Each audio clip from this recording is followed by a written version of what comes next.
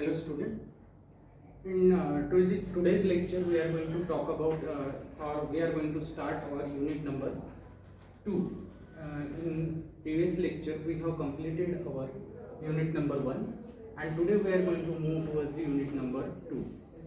Now as we know that the unit number 1 is having the addition of different parameters related to cell and cell structure. So it is very basic involvement in that particular unit.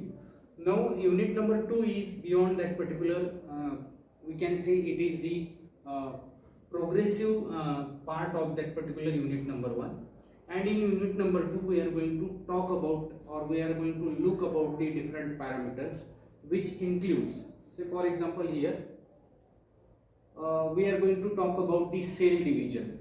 Now in this topic we can say that cell division is categorized into two parts, atypical and typical type of cell division.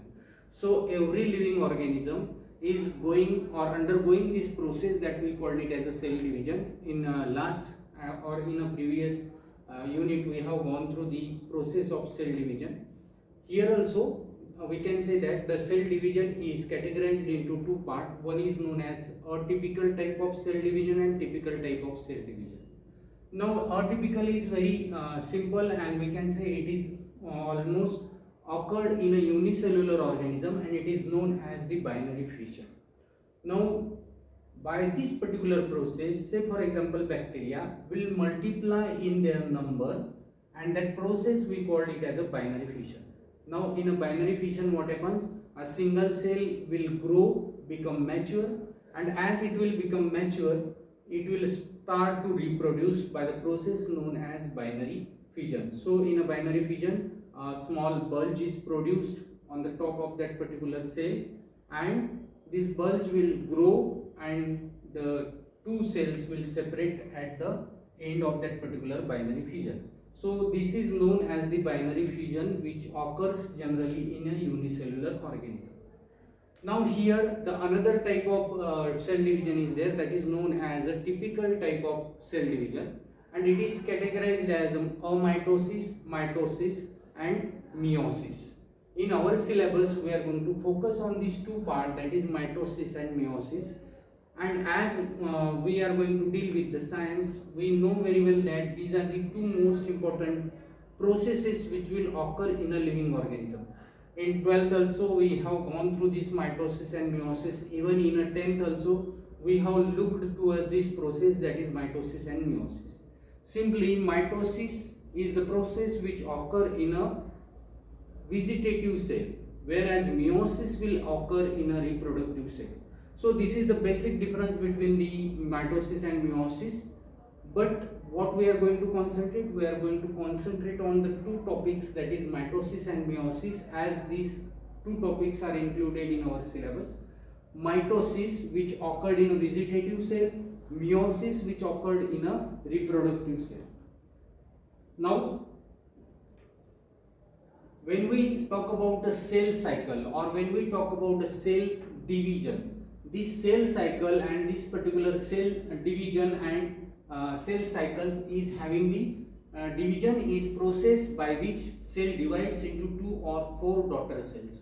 So simply we can say that the process which gives birth to the new cell, we call it as a cell division, or in a simple way it is also known as the cell cycle. So the process is continuous, and that's why this process is known as cycle or cell cycle, and it is also known as the cell division. So one and the same thing, cell division or we can say cell cycle. The ultimate goal of this cell cycle or cell division is to produce these cells or to reproduce the cell and increase the number of these cells by 2 or 4. So when we talk about the mitosis, we can say the 2 cells are produced, and when we talk about the meiosis, 4 cells are produced. So this is the ultimate goal of the cell division or ultimate role of the cell cycle, which occurs in almost all living organisms. A cell divides when it has grown to a certain maximum size. Not only size, here the size is not matter. Here we can say the cell become mature. So when the cell will become mature, the maturity of cell will calculated in terms of overall growth. Say for example, when the birth of that particular cell was done or taken place, the cell was very small in size. So gradually, or we can say within a time, it will grow and attain that particular maximum size or that particular size. So during this particular process, not only that particular cell increase the size, but also the internal material, say for example internal organs. So the internal organs of this cell will also shows the growth. Say for example nuclear material of the cell. So nuclear material of the cell will also grow and it will increase in size. So not only the cell size will grow or not only the size of cell will increase, but also the content of that particular cell will also maximize or increase, so that it will give rise to the birth to the new parameter. And that's why we can say that a cell divides when it has grown to a certain maximum size. So when size increase, naturally it will grow, it contains and become mature for the growth of that particular cell. So the daughter cell formed after the division of the mother cell may grow in size and divide again. This constitutes the cell cycle. So as the word cycle comes, it means this process is a continuous process. Means the cell will take birth, it will grow, it will become mature, and after a maturity it will again divide. So this process will continuous, and that's why the process is known as cell cycle. So what is the most important thing? Grow in size and divide again. So grow in size, that means again it will become a mature. So after that maturity it will again starts to divide. So this is nothing but the overall process, we can say, which leads to the process known as cell division or cell cycle. Now the period between two successive division is called generation time. Okay, a series of changes or sequential events which occur in a life dividing cell is called cell cycle. So these are nothing but the definitions of the cell division or cell cycle. The cell cycle includes period from beginning of one cell division to the beginning of the next cell division. So here we can say the first definition is the period between two successive division is called generation time. म्हणजे असं म्हणू आपण की एक cell आहे आणि किंवा असं आपण लक्षात घेऊ की एक कोंबडी आहे, सपोज ती कोंबडी छोटं पिल्लू होतं, त्या पिल्लूनी दिवसभर खाद्य खाल्लं, दिवसेंदिवस खाद्य खात गेली आणि ती कोंबडी एक दिवस मॅच्युअर झाली. मग आता मॅच्युरिटी नंतर काय होईल? Obvious it will give rise to a birth to the young one as in the form of egg. So here also the same thing will happens towards the cell. It will become or it will take birth, then it will become mature, and after maturity it will give rise to a new birth. But it is having a successive period, it is having a particular period. After that particular time it will starts to the division, and this successive division is known as the cell cycle. A series of changes or sequential events which occur in the life of dividing cell is called cell cycle. Then the cell cycle includes period from beginning of the one cell division to the beginning of the next cell division. So every cell, say for example in my body also there will be a large number of cells. So that cell is also having this process. They will become they will take birth, they will become mature, and again they will start to reproduce, or they will start to give birth to the young one. So they have particular events, particular time, and that time is nothing but the cell division process. So after this cell division, new cells are produced. The cycle consists of two main phases, interphase and M phase. So every cell, say for example sperm is there. So the sperm cell will produce from the sperm mother cell. or pollen grains we can take. Pollen grains are developed from the pollen mother cell. So this pollen mother cell is having these particular phases. One is known as interphase and another is known as M phase. So M here, a mitotic or meiotic phase, that we called it as a M phase. Interphase, it was formerly called resting phase. Actually the cell is highly active and prepare itself, the ensuring division during this phase. So these are the two phases, interphase and M phase. In the interphase, the cell is going to produce or going to grow that particular we can say extent for the next division, that is M phase. म्हणजे साध्या भाषेत सांगायचं तर cell सुरुवातीला तयार होते कशासाठी, तर डिव्हिजन साठी. तर ही जी तयारी करण्याची जी काही फेज आहे, तयारी करण्याचा जो वेळ आहे, त्या तयारीला लागणारा वेळ म्हणजे इंटरफेज. से फॉर एक्झाम्पल, सपोज स्टुडंट कॉलेजला यायचं आहे, स्टुडंटला तर कॉलेजला यायच्या आधी स्टुडंट तयारी करतात आणि मग ते कॉलेजला येतात.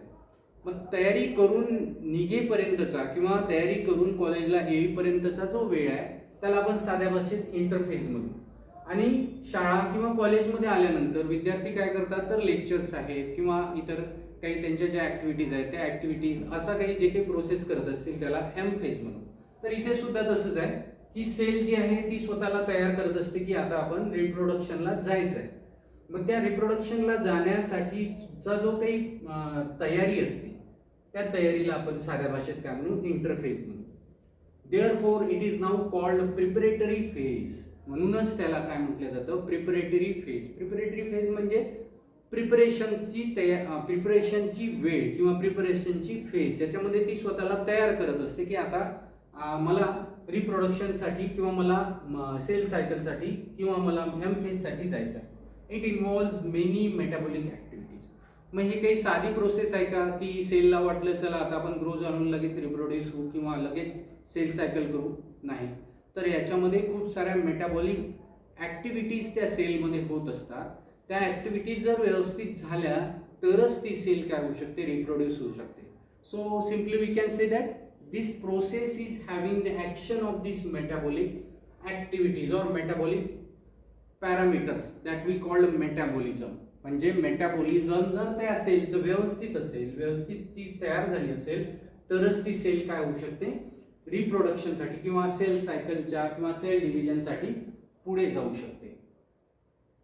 Now here again cell division, what happens in cell division और we called it as a cell cycle, त्यालाच आपण सेल सायकल म्हणतो. This cell cycle is having the first part that we called it as a interphase. इंटरफेजमध्ये आताच आपण बघितलं की इंटरफेजमध्ये cell जी आहे ती स्वतःला तयार करत असते की चला आता आपल्याला पुढच्या फेजमध्ये जायचं आहे, पुढच्या पॅरामीटरवर जायचं आहे, तर interphase. So cell division which again means a cell cycle. Cell cycle gives rise to a interphase. Interphase झाल्यानंतरची जी फेज असते ती असते metaphase. No this process is continuous for the all cells. मग आता त्या व्हिजिटेटिव्ह सेल्स असो किंवा रिप्रोडक्टिव्ह सेल्स असो, या प्रत्येक सेलला या फेजेस ज्या आहेत त्या कॉमन असतात आणि म्हणून या प्रोसेसला आपण साध्या भाषेत सेल सायकल म्हणतो किंवा याच प्रोसेसला आपण सेल डिव्हिजन म्हणतो. बेसिकली या दोन गोष्टी प्रत्येक सेलमध्ये होत असतात. एक तर इंटरफेज होत असते आणि इंटरफेज सक्सेसफुली कंप्लीट केल्यानंतर त्याला एम फेजमध्ये ती सेल जात असते. So this are nothing but two different parameters in a cell cycle. Now interphase can be further divided into 3 phases. आता आपण असं आधीच बघितलं की इंटरफेज काही छोटी फेज नाही आहे किंवा ही साधी फेज नाही आहे की चला सेलला वाटलं आता आपण ग्रो झालो लगेच आपण रिप्रोडक्शनसाठी किंवा सेल सायकलसाठी आता जाऊ पुढे. तर सगळ्यात महत्त्वाची फेज आहे ती म्हणजे इंटरफेज. या फेजमध्ये सेल स्वतःला काय करत असते, रिप्रोडक्शनसाठी किंवा डिव्हिजनसाठी तयार करत असते आणि म्हणून इंटरफेज जी आहे it is divided into 3 phases. The first is known as G1 phase, then S phase and G2 phase. आता G1 फेज काय, it is the first growth phase. G1 चा अर्थ आहे growth phase, also called post mitotic gap phase. यालाच mitotic post mitotic phase सुद्धा म्हटलं जातं कारण मायटोटिक फेजच्या आधी होणारी ही फेज आहे. So it is known as the G1 phase, first preparatory phase. Next, it involves synthesis of protein, then enzyme and energy molecules required for the DNA replication. Cell may withdraw from cell cycle and enter into G0 or quiescent stage. म्हणजे हा जो G1 phase आहे याच्यामध्ये cell जी आहे ती G0 phase मध्ये सुद्धा जाऊ शकते. The cell in G0 state may re-enter the G1 phase or may get differentiated, de-differentiated and become permanent cell. आता आपल्या बॉडीमध्ये सुद्धा काही सेल्स जे आहेत दॅट इज परमनंट सेल, म्हणजे त्या सेलमध्ये आता डिफरन्शिएशन होणार नाही आहे किंवा त्या सेलमध्ये आता रिप्रोडक्शन होणार नाही, सेल डिव्हिजन होणार नाही, अशा सेल्सला आपण परमनंट सेल म्हणतो किंवा डी डिफरन्शिएशन म्हणतो. तर काही सेल अशा असतात ज्या स्वतःला तयार करू शकत नाही पुढच्या फेजमध्ये जाण्यासाठी G1 मधून, मग त्या काय करतात स्वतःला G0 फेजमध्ये नेतात. G0 फेज म्हणजे काय, त्यालाच म्हटलं आहे क्विसंट स्टेज, म्हणजे शांततेची स्टेज, जिथे त्या ज्या काही सेल्स असतील त्या शांत राहतील, परत स्वतःला तयार करतील. And as they will prepare themselves, if the cell is ready then it will undergo the G1 phase again और otherwise it will become a permanent cell. म्हणजे त्या सेल रिप्रोड्यूस होणार नाही पण त्या सेल तशाच राहतील permanently. Now here you can see this is nothing but the 3 phases which is done in an interphase. G1 phase, then S phase and G2 phase. या phases ज्या आहेत या कंटिन्यू फेज आहे. या G1 फेज नंतर आपल्याला जी मिळते ती फेज म्हणजे G0 फेज. तर या G0 फेज मधनं सेल परत G1 फेज मध्ये येऊ शकते आणि G1 फेज मधनं ती S फेज मध्ये ती स्वतःला नेऊ शकते. So here we stop with the discussion for the today's class. In today's class we have gone through the topic that is nothing but the cell division, and in cell division we have completed the portion that is known as interphase. So in upcoming lecture we are going to talk about the M phase. आज आपण फक्त interphase नावाचा part बघितला ज्याच्यामध्ये या 3 steps असतात. पुढच्या लेक्चरमध्ये आपण काय करणार आहे तर याचा पुढचा पार्ट म्हणजे एम फेज मध्ये नेमकं काय होतं, त्याच्यामध्ये कसं मायटोसिस आणि मिओसिस होतं हे आपण बघणार आहे.